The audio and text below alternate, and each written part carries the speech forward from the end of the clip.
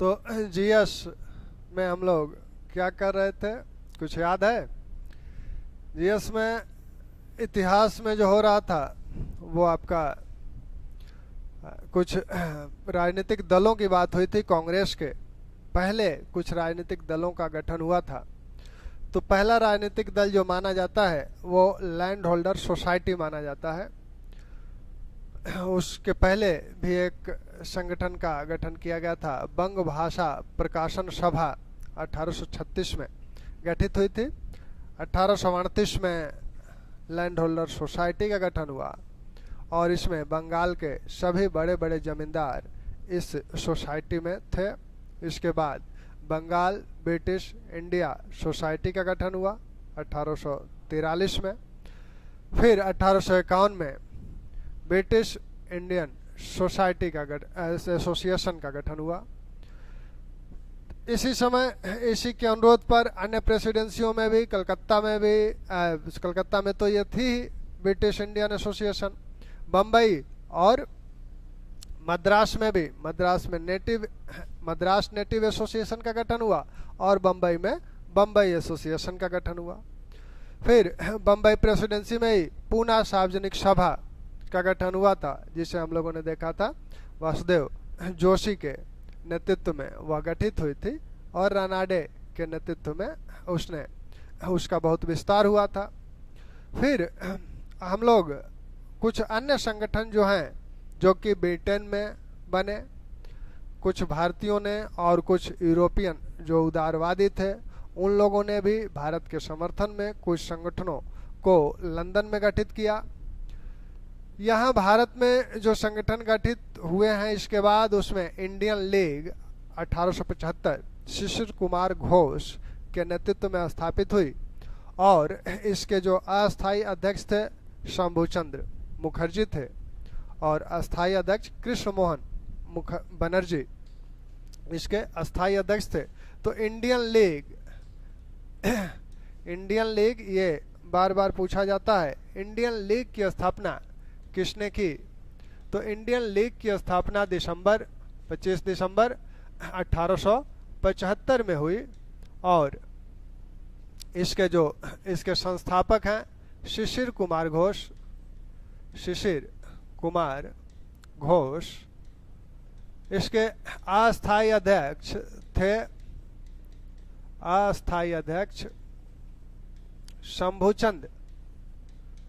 शंभुचंद्र मुखर्जी और अस्थायी अध्यक्ष इसके जो बने वो हैं कृष्ण मोहन बनर्जी। अस्थायी अध्यक्ष इसके बने कृष्ण मोहन बनर्जी। इस लीग के गठित होने के जो प्रमुख कारण थे, पहला कारण था कि टेम्पल जब बंगाल के गवर्नर थे तो उन्होंने यह आश्वासन दिया था शिशिर कुमार घोष को कि अगर बंगाल की जनता यह आवेदन करे कि स्थानीय संस्थाओं में चुनाव आंशिक रूप से प्रारंभ किया जाए तो निर्वाचन की प्रणाली हम प्रारंभ कर सकते हैं। तो इसीलिए शिशिर कुमार घोष ने आनन फानन में इंडियन लीग का गठन किया और अनेक सभाओं में ये प्रस्ताव पारित करके बंगाल की जनता की तरफ से ये प्रस्ताव रखा गया था। दूसरा, आनंद मोहन बोस ब्रिटेन से कैम्ब्रिज विश्वविद्यालय में उन्होंने गणित की परीक्षा में बहुत नाम कमाया था। वहाँ से भारत आए तो यहाँ ये लोग सुरेंद्र नाथ बनर्जी, आनंद मोहन बोस आदि एक संस्था का गठन करना चाहते थे। ब्रिटिश इंडियन एसोसिएशन अप्रासंगिक संस्था हो गई थी तो उसकी जगह ये लोग एक संस्था का गठन करना चाहते हैं। कृष्णदास पाल उस समय उसके सचिव थे। तो इन्होंने सोचा कि हमसे पहले ये लोग न बाजी मार लें, तो इसलिए शिशिर कुमार घोष ने इंडियन लीग की स्थापना दिसंबर 1875 में की। अधिकांश जो प्रगतिशील या युवा नेता हैं वो सभी इसमें इंडियन लीग में थे। बाद में 1876 में आनंद मोहन बोस और सुरेंद्र नाथ बनर्जी ने इंडियन एसोसिएशन का गठन किया। इंडियन एसोसिएशन का गठन हुआ जुलाई 1876 में कलकत्ता के अल्बर्ट हॉल में। एक विशाल सभा हुई और उसी सभा में इस संस्था के इंडियन एसोसिएशन के गठन करने की घोषणा की गई, वहीं गठित हुई। तो जुलाई 1876 में इंडियन एसोसिएशन का गठन हुआ। आनंद मोहन बोस सचिव बने, मनमोहन घोष इसके अध्यक्ष बने। तो इस प्रकार 1876 में यह संस्था गठित हुई। गठित होने के बाद इसने सबसे पहला जो कार्य हाथ में लिया वह था आईसीएस परीक्षा संबंधी जो कुछ मांगे थी भारतीयों की। पहली मांग तो ये थी कि आयु सीमा को बढ़ाया जाए। जो आयु सीमा घटाई गई थी 1861 में 22 वर्ष आयु सीमा रखी गई थी, 1866 में 21 वर्ष कर दी गई और फिर 1877 में यह आयु सीमा घटाकर 19 वर्ष कर दी गई। तो उसको बढ़ाने की मांग थी। सुरेंद्रनाथ बनर्जी खुद ही 1869 में आईसीएस परीक्षा पास किए थे और आईसीएस पद पर इनकी नियुक्ति भी हुई थी, लेकिन एक अपने स्टोनो द्वारा दिए गए फाइल को पढ़ के इन्होंने हस्ताक्षर नहीं किया था। इसी संदर्भ में इन्हें कार्यमुक्त कर दिया गया था और बैरिस्ट्री करने के अयोग्य भी करार दिया गया था। तो इस तरह से ये आईसीएस से निकाले गए थे। इन्होंने इसके विरोध में आईसीएस आंदोलन चलाया और इस आंदोलन में आयु सीमा को बढ़ाने और भारत में परीक्षा कराने संबंधी कार्यक्रम किए जाते थे। इसी दौरान इन्होंने देश के कई हिस्सों का दौरा किया, लाहौर से इलाहाबाद, लखनऊ, इन सब स्थानों का दौरा करके इस एसोसिएशन को विस्तारित करने का प्रयास किया। पहले ही जब एसोसिएशन गठित हो रहा था तभी कुछ सुझाव आए कि इसका नाम बंगाल एसोसिएशन रखा जाए, लेकिन सुरेंद्रनाथ बनर्जी कहते हैं कि हम मैजनी के जो यंग इटली आंदोलन था उसी तरह का एक अखिल भारतीय संस्थान एसोसिएशन गठित करना चाहते थे। तो इसीलिए हमने बंगाल एसोसिएशन इसका नाम नहीं रखा, क्योंकि उससे यह सीमित, इसका कार्यक्षेत्र सीमित लगता। तब नाम रखा गया इंडियन एसोसिएशन। तो पहला काम इन्होंने लिया, आईसीएस पे इन लोगों ने कार्य किया इस एसोसिएशन ने। दूसरा कार्य इसके बाद 1879 से स्थानीय स्वायत्त शासन के लिए कार्य किया गया। इसमें निर्वाचन आदि प्रारंभ करने की मांगे रखी गई। जो वर्नाकुलर प्रेस एक्ट था उसके विरोध में आंदोलन हुआ, शस्त्र अधिनियम जो था उसके विरोध में आंदोलन हुआ। तो इस एसोसिएशन ने इन वर्नाकुलर प्रेस एक्ट, देशी भाषा समाचार पत्र अधिनियम जो बना था लिटन के समय, ऐसे ही शस्त्र अधिनियम जो बना था लिटन के समय, इसका भी इस एसोसिएशन ने विरोध किया था।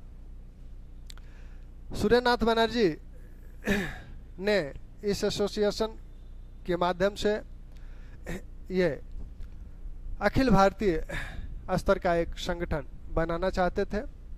अभी वो 1883 तक वो नहीं बन पाया। 1877 में जब दिल्ली दरबार हुआ था तो लिटन द्वारा जो दिल्ली दरबार आयोजित किया गया तो उसमें अमृत बाजार पत्रिका की तरफ से ये एक पत्रकार की हैसियत से वहाँ गए और इन्होंने नेटिव प्रेस एसोसिएशन का गठन किया और वह एक अखिल भारतीय संगठन के तौर पे गठित किया गया था।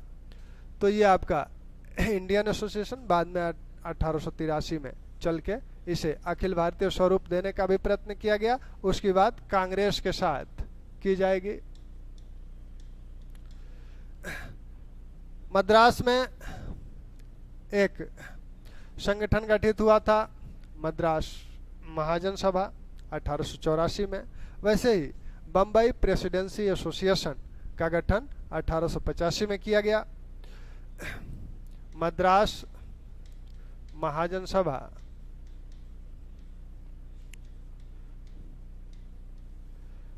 इसका गठन 1884 में हुआ। रंगैया नायडू, पी रंगैया नायडू इसके अध्यक्ष हैं और अय्यर रामास्वामी अय्यर इसके सचिव हैं। इस संगठन में भी कई नाम हैं, जैसे जी अय्यर, यश अय्यर, जी अय्यर जो थे ये हिंदू के संपादक हैं। यश अय्यर बाद में मद्रास उच्च न्यायालय के न्यायाधीश बने। बम्बई प्रेसिडेंसी एसोसिएशन का गठन 85 में हुआ।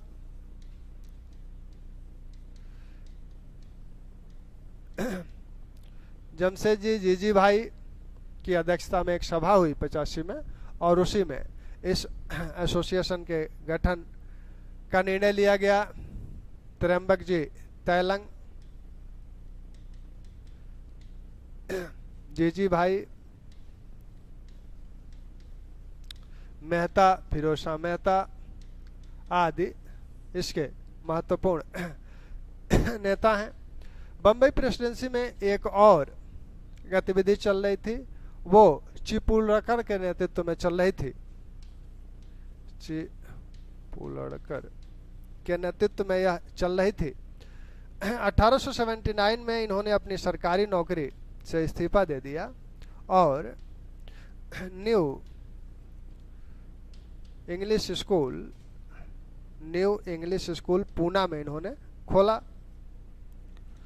न्यू इंग्लिश स्कूल पूना में इन्होंने स्थापित किया, और इनके साथ आपके बाल गंगाधर तिलक भी जुड़े हुए हैं। ये इस स्कूल के अच्छे कार्य से प्रोत्साहित होकर इन लोगों ने फर्ग्यूसन कॉलेज की भी स्थापना की, और 1884 में दक्कन एसोसिएशन का स्थापना की गई। दक्कन एजुकेशन एसोसिएशन की स्थापना की गई। बाद में सामाजिक कानूनों को लेकर, समाज सुधार के कानूनों को लेकर आगरकर, इनके साथ जो लोग जुड़े थे चिपुलकर हैं, आगरकर हैं, जी आगरकर, तिलक हैं। तो बाद में थोड़ा सा मतभेद हुआ और मराठा, इसी समय इन लोगों ने 1881 में मराठा और केसरी नामक पत्र भी शुरू किया था। मराठा अंग्रेजी में, केसरी मराठी में। तिलक अपने साथ इन पत्रों को लेकर चले आए। तब आगरकर ने सुधारक नामक पत्र संपादित करके आगे अपना कार्य बढ़ाया। तो मद्रास बम्बई प्रेसिडेंसी में यह भी कार्य चल रहा है। बम्बई एसोसिएशन के समक्ष डिग्बी ने एक पत्र लिखा था कि अगर भारतीय, क्योंकि ब्रिटेन का चुनाव होने वाला था उसी समय, कि भारतीय अगर हमारा समर्थन करते हैं, हमारे चुनाव के खर्च वगैरह में कुछ हिस्सा बटाते हैं, हाथ बटाते हैं, तो हम भारतीय सदस्य के रूप में, यानी भारत के हितों को उठाने वाले सदस्य के रूप में ब्रिटिश संसद में कार्य कर सकते हैं। भारतीयों को भी थोड़ा सा मोह हुआ कि अगर लिबरल पार्टी की सरकार बनी तो रिपन को भारत सचिव बनाया जा सकता है, और रिपन को सभी नेता उदारवादी मानते थे। तो इसलिए इन लोगों ने उस प्रचार में हिस्सा लिया, और उसी समय आनंद मोहन बोस, लाल मोहन घोष ब्रिटेन में लिबरल पार्टी की ओर से कैप्टन नामक निर्वाचन क्षेत्र से उम्मीदवार भी थे। तो एक भारतीय पहली बार उम्मीदवार भी बना था। लेकिन लिबरल पार्टी के इस चुनाव में भारतीयों ने बहुत सहयोग किया। यहाँ से बम्बई प्रेसिडेंसी से चंद्रवाकर भेजे गए, मद्रास से मुदालियर भेजे गए, और कलकत्ता से उस समय लाल मोहन घोष ब्रिटेन में ही थे, तो उन्हें प्रचार कार्य के लिए भेजा गया। तो तीनों प्रेसिडेंसियों से एक एक लोग प्रचार के लिए भेजे गए। बम्बई से चंद्रवाकर भेजे गए, और मद्रास प्रेसिडेंसी से मुदालियर भेजे गए, और कलकत्ता प्रेसिडेंसी से लाल मोहन घोष वहाँ थे तो वो भेजे गए। लेकिन फिर भी भारतीयों के इस प्रयत्नों के बावजूद भी लिबरल पार्टी की हार हुई। लाल मोहन घोष भी नहीं जीत पाए। फिर 1892 में पहला अवसर था जब दादा भाई नौरोजी किंग्सबरी से लिबरल पार्टी की तरफ से चुनाव लड़े थे, और वो विजयी हुए थे। तो 1892 में पहला कोई व्यक्ति था, वो दादा भाई नौरोजी थे, जो ब्रिटिश विधायिका के अंग बने, निर्वाचित हुए। हालांकि सबसे पहले लालमोहन घोष ने यह प्रयत्न किया था, लेकिन हार गए थे। तो ये गतिविधि यहाँ बम्बई प्रेसिडेंसी में चल रही है। अब पृष्ठभूमि मद्रास और बम्बई प्रेसिडेंसियाँ, मद्रास महाजन सभा और बम्बई प्रेसिडेंसी एसोसिएशन दोनों मिलकर ये चाह रहे हैं कि एक अखिल भारतीय स्तर का संगठन तैयार किया जाए। बम्बई प्रेसिडेंसी के लोगों ने मद्रास महाजन सभा को यह जिम्मेदारी सौंपी, लेकिन उस समय धन का अभाव था, इसलिए मद्रास महासभा ने कोई अखिल भारतीय सम्मेलन नहीं बुला पाई। अब ब्रिटेन में स्थापित कुछ संगठन हैं जो लंदन इंडिया कमेटी 1862 में स्थापित हुई थी। इसी तरह लंदन इंडिया सोसाइटी 1865 में स्थापित हुई, और ईस्ट इंडिया एसोसिएशन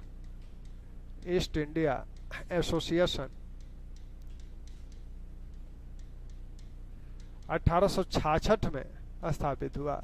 इन दोनों संगठनों के अध्यक्ष जो हैं वो दादा भाई नौरोजी हैं, दादा भाई Naoroji.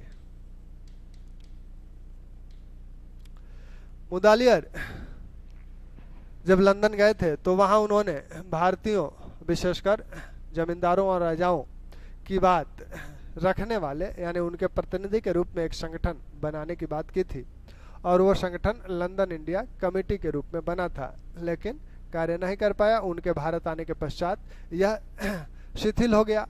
London India committee, London India society जो गठित हुई, जो भारतीय ब्रिटेन में थे उन लोगों ने और कुछ इनके साथ, हालांकि यह संगठन में सिर्फ भारतीय हो सकते थे लंदन इंडिया सोसाइटी में, तो वहाँ के जो भारतीय रह रहे थे उन लोगों ने यह सोचा कि भारत में जो भी समस्याएं उत्पन्न हो रही हैं उस विषय में जानने और उससे ब्रिटेन के लोगों को अवगत कराने के लिए एक संगठन की आवश्यकता है। इसीलिए इस संगठन को स्थापित किया गया था, और इसमें सिर्फ इंडियन ही सदस्य हो सकते थे। दादा भाई नौरोजी, फिरोज शाह मेहता, मनमोहन घोष, ये सब लोग इस सोसाइटी में शामिल थे। बाद में 1866 में ही दादा भाई नौरोजी ने ईस्ट इंडिया एसोसिएशन नामक एक संगठन को गठित किया। उसमें यह कहा गया कि इसमें कोई भी सदस्य हो सकता है, सरकारी, गैर सरकारी, इंडियन, गैर इंडियन, यानी सबके लिए यह संगठन था। तो सबके लिए जब खोला गया तो ढेर सारे लोग इसके मेंबर भी बने। जब तक दादा भाई नौरोजी यहाँ थे तब तक तो यह ठीक ठाक कार्य करता रहा, लेकिन जब दादा भाई नौरोजी 79 में चले आए यहाँ बड़ौदा में दीवान बनने, तब यह संगठन कार्य नहीं कर पाया। हालांकि यहाँ तक कि यह भारत के विरोध में भी कार्य करने लगा, क्योंकि इल्बर्ट बिल जो आया था उसका इसने विरोध किया था। इल्बर्ट बिल भारतीयों के पक्ष में था, लेकिन इस संगठन ने, ईस्ट इंडिया एसोसिएशन ने इसका विरोध किया था। तो धीरे धीरे ये अप्रासंगिक हो गया। बाद में कुछ संगठन गठित हुए। 1872 में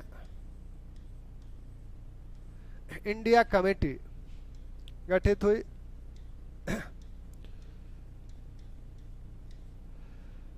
जब कालाकांकर के राजा रामपाल सिंह ब्रिटेन गए तो वहाँ पोलो, जो आयरलैंड का आंदोलन चल रहा था ब्रिटेन में, उसके नेता थे, उन्होंने यह कहा कि एक ऐसी कमेटी गठित की जाए जो ब्रिटिश जो सांसद हैं उनमें से जो भारत के पक्ष में हैं, या ब्रिटिश सांसदों को भारत की समस्याओं के विषय में बताया जाए।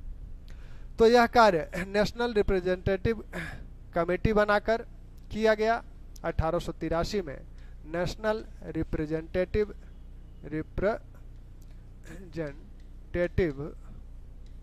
कमेटी बनाकर यह कार्य किया गया, और राजा रामपाल सिंह के नेतृत्व में किया गया। इसी समय राजा रामपाल सिंह ने हिंदुस्तान नामक पत्र का भी प्रकाशन किया। यह 3 भाषाओं हिंदी, अंग्रेजी और उर्दू में प्रकाशित हुआ। भारत से धन की भी मांग की गई। यह कमेटी सफल रही ब्रिटिश कुछ सांसदों से मिलने में, अपनी बात बताने में। फिर आपके एक कमेटी गठित हुई थी, ब्रिटिश इंडिया कमेटी 1883 में। ब्रिटिश इंडिया कमेटी, यह ब्रिटिश इंडिया कमेटी जो गठित हुई, यह कमेटी 1883 में गठित की गई थी। इस कमेटी का गठन कुछ अंग्रेजों ने किया था। जो अंग्रेज उदारवादी थे, उन लोगों ने इस कमेटी का गठन किया था। और इस कमेटी में यह बात कही गई थी जो कि डिग्बी ने कहा था। डिग्बी ने यह कहा कि कुछ ऐसे हम स्वयं चुनाव लड़ रहे हैं, तो हम भारत की ओर से कार्य करने की आपसे वादा करते हैं यदि आप लोग हमें चुनाव में सहयोग करें, धन आदि की। यह भी ब्रिटिश इंडिया कमेटी भी यही चाह रही है और इसने अपना नाम 84 में बदल के कर लिया इंडियन रिफॉर्म एसोसिएशन।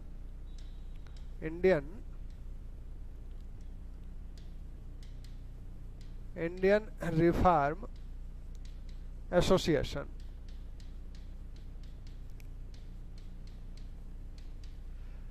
एसोसिएशन। लेकिन इन सभी संगठनों, जितने भी ब्रिटेन में संगठन स्थापित हुए, थोड़े थोड़े दिनों तक सक्रिय रहे। उसके बाद इनकी सक्रियता समाप्त हो गई। राष्ट्रवादियों को भी ये लग गया कि हमें ब्रिटेन से कार्य नहीं करना चाहिए, क्योंकि वहाँ से कार्य करने में एक तो धन की आवश्यकता थी, यहाँ से लोगों को भेजना, दूसरा उसका कोई प्रभाव ब्रिटेन के नेताओं पे नहीं पड़ रहा था। हालांकि दादा भाई नौरोजी का ये मानना था कि ब्रिटेन के लोग और ब्रिटिश संसद न्यायप्रिय है, वो अगर भारत की समस्याओं को जाने तो निश्चित रूप से उसका निराकरण करेंगे। यहाँ की नौकरशाही भारतीयों को प्रताड़ित करती है, लेकिन वहाँ के लोग यह अत्याचार नहीं चाहेंगे। तो ये भ्रम इन संगठनों के माध्यम से टूट गया। उदारवादी नेताओं का यह जो एक कॉन्सेप्ट था, वह इन संगठनों के माध्यम से भी टूट गया, क्योंकि इन संगठनों का कोई अर्थ नहीं निकल पाया। थोड़े थोड़े दिनों तक सक्रिय रहे, पेपर पत्रिकाओं के माध्यम से ये लोग अपना प्रचार करते रहे या भारतीय समस्याओं को बताते रहे, लेकिन उसका कोई नतीजा नहीं निकला। इसलिए भारतीयों का एक तरह से मोह भंग हो गया। तो हम लोगों ने जिन संगठनों को देखा, उन संगठनों से जो प्रश्न पूछे जाते हैं,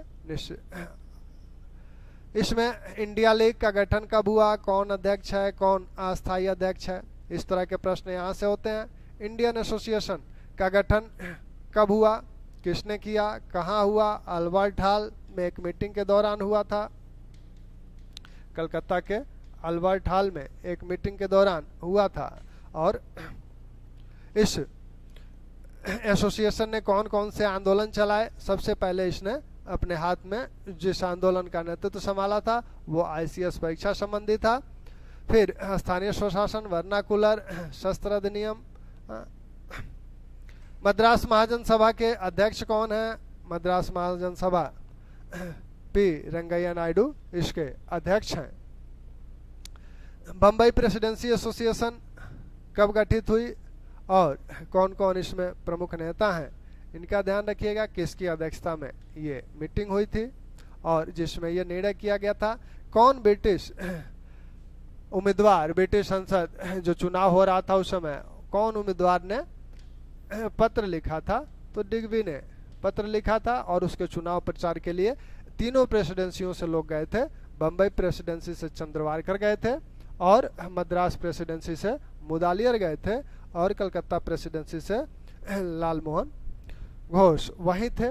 तो उनको ये कार्य सौंप दिया गया कि आप इनका प्रचार कीजिए। उस समय फिर बम्बई प्रेसिडेंसी की कुछ अन्य गतिविधियां हैं, जिसमें आपके तिलक और आगरकर की जो गतिविधियां हैं, इस इंग्लिश स्कूल के माध्यम से भारतीय नौजवानों में नैतिक शिक्षा देने का भी कार्य किया जाता था और राष्ट्र प्रेम को जगाने का भी कार्य इस न्यू इंग्लिश स्कूल के माध्यम से किया जाता था।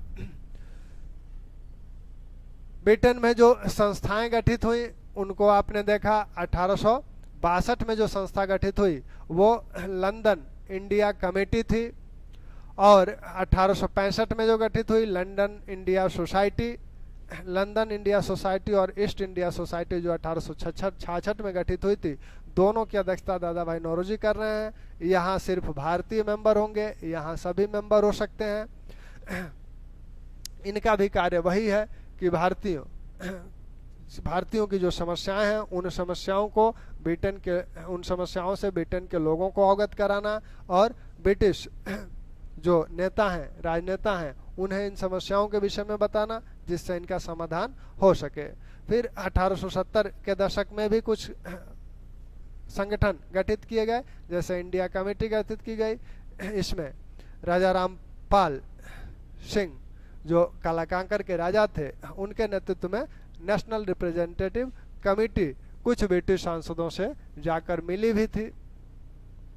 फिर आपकी ब्रिटिश इंडिया कमेटी कुछ उदारवादियों द्वारा, ब्रिटेन के उदारवादियों द्वारा यह गठित की गई थी। इसका नाम 1884 में इंडियन रिफॉर्म एसोसिएशन रख दिया गया था, हालांकि यह भी बहुत सफल नहीं हो पाई थी। तो ये कांग्रेस के पहले के कुछ संगठन थे। इनके क्रम मिलवाए जाते हैं या इनके अध्यक्षों को पूछा जाता है। तो हमें जहाँ तक उम्मीद है कि ये आप इन संगठनों को तैयार कर लेंगे।